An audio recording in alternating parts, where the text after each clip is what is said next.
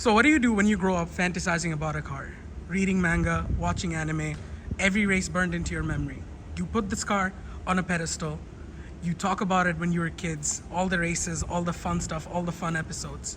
Some people are lucky enough to bring those pages to life, and that is exactly what my friend did. Hello guys. This is my friend Ziad, and this is his AE86 Toyota Levin. Tell us about it, man. My AE86 GT Apex. GT Apex, 4AGE, 4AGE, 16 valve, 16 valve. all that fun stuff. Got it tuned. Got it tuned. Oh, what kind of ECU do you have in this? It's a Tom's ECU. Tom's ECU and with suspension an bits? HKS tune. With an HKS tune, all right. And you got coilovers for it, right? We got coil blades SSR, if I'm not wrong. Cool. And then you promptly switch them out to stock shocks because they're too bumpy for Bangladesh. Right, right. Running stock shocks now. Cool. Watanabe's. Nice. Can we look under the hood? For sure. Cool stuff. Hey, क्यों एक जल flash they? All right, so what are we looking at? TRD coil and plug conversion. Cop. Yep, cop.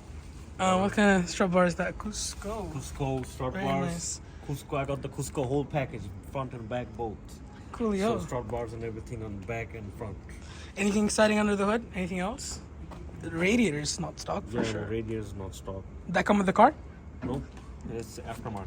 Aftermarket, cool Yep. stuff.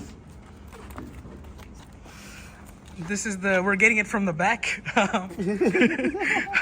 How much power are you pushing, you think?